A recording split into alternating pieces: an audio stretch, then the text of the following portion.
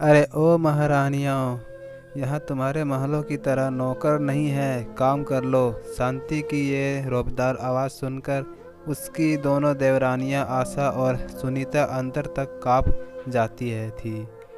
जरा से फुर्सत के पल भी वो दोनों एक साथ नहीं गुजार सकती थी। दोनों के पति कमल और सुशील उनके बड़े भाई रामचरण के साथ एक ही दुकान पर काम करते थे। बात दोनों तरफ एक जैसी थी।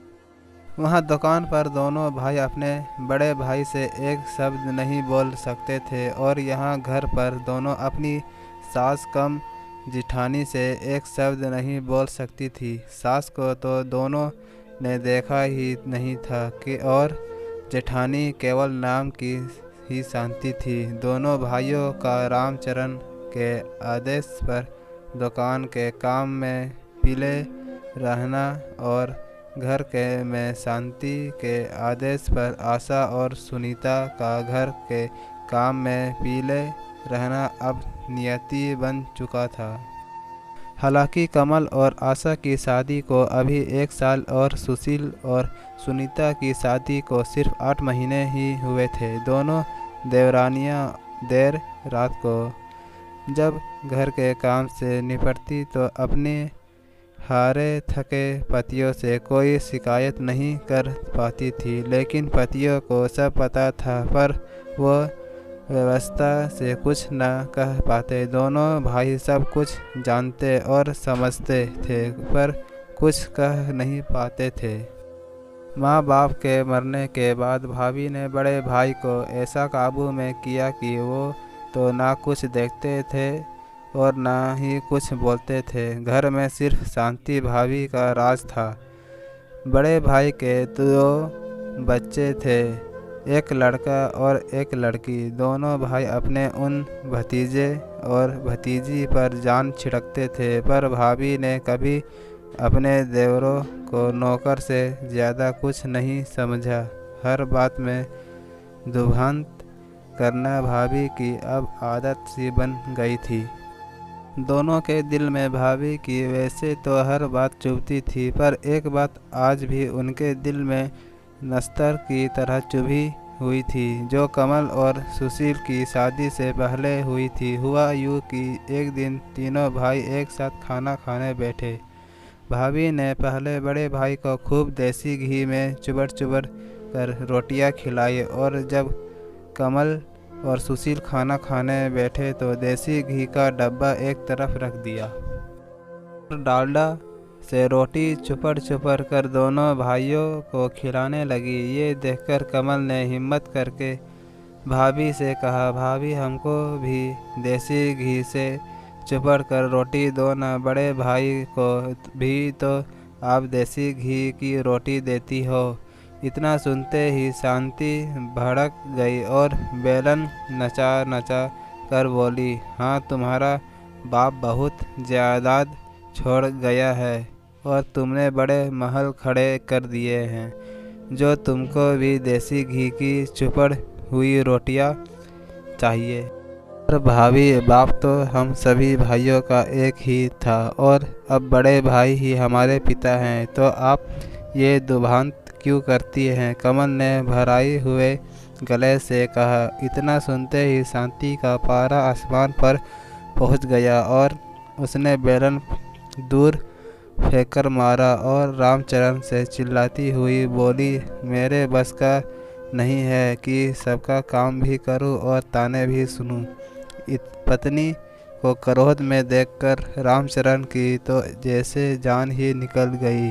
अपने ही दोनों भाइयों को बुरा भला कहकर अपनी पत्नी को मनाया।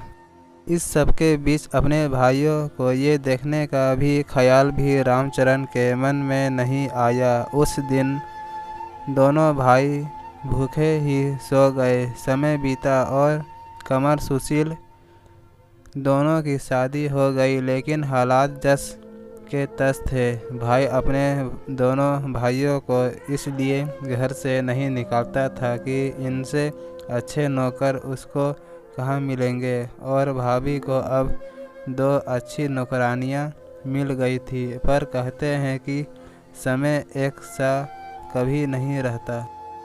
समय बीतता गया और कमल और सुशील के भी बच्चे हुए। घर छोटा पड़ने का बहाना बनाकर शांति और रामचरण ने दोनों भाइयों को अलग कर दिया। दोनों भाइयों को खाली हाथ घर से निकाल दिया, पर दोनों भाइयों ने अपनी एकता को अटूट रखा और एक ऐसा घर लिया जहां वे दोनों अपने परिवार सहित रहने लगे। भाई के व्यवहार से भी दोनों का मन खट्टा हो गया और दोनों भाइयों ने अलग अलग नौकरी कर ली और सुख पूर्वक अपने परिवार में मगन रहने लगे। शांति खुशी थी कि दोनों भाइयों को बिना कुछ दिए सब कुछ उसका हो गया। समय अपनी गति से चल रहा था। एक दिन रामचरण और शांति के बेटे का भी विवाह हो गया। शांति बड़े अरमानों से अपने बेटे के लिए बहू लेकर आई थी। शादी में बड़े भाई ने अपने पत्नी प्रेम के चलते अपने दोनों छोटे भाई को न्योता नहीं दिया था। इधर कमल और सुशील ने अपने भाई भाभी से रिश्ता तो नहीं तोड़ा था, पर वो रिश्ता अब ऐसा था जैसे बिना खुशबू के फूल लेकिन अपने किए कर्म सामने ज़रूर आते हैं। और ये शांति को जल्दी ही पता लगने वाला था। समय ने करवट ली। रामचरण अब बीमार रहने लगा था और ज़्यादातर घर पर ही रहता था। दुकान अब बेटे ने संभाल ली थी। एक दिन बेटा खाना खा रहा था और बहू बड़े प्यार से खूब घी चुपर कर अपने पति को रोटियां खिला रही थी। शांति रामचरण के पास बैठी हुई ये सब देख रही थी। बेटे के खाना खाने के बाद रामचरण खाना खा रहा था और शांति उसके साथ ही बैठी हुई थी। बहू रोटियां बनाकर रामचरण की थाली में रखती जा रही थी। रोटियां नाम मात्र की चुपड़ी हुई और जली जली सी बन रही थी, पर कहते हैं ना कि बंदर कितना भी बड़ा हो जाए घुटकी मारना नहीं छोड़ता। और इसी नीति के अनुसार शांति ने कड़क कर बहू से कहा, क्यों रुई, ये रोटियां कैसे बना रही है? तेरी माँ ने क्या ऐसी ही रोटी बनानी सिखाई है?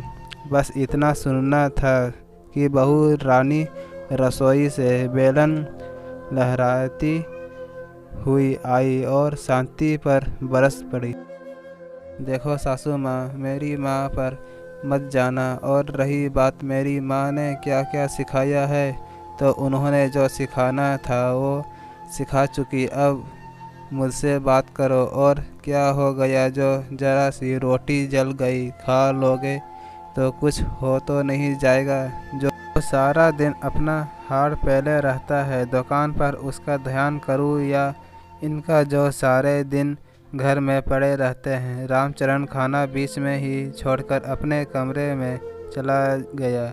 दूसरे कमरे में ये सब सुन रहे बेटे को चुप देखकर शांति बस भगवान से यही प्रार्थना कर रही थी कि ये दिन देखने से पहले वो मर क्यों नहीं गई।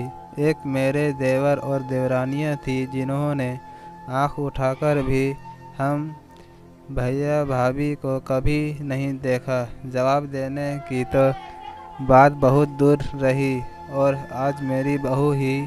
उस दिन के बाद शांति की आवाज़ तो जैसे चली ही गई।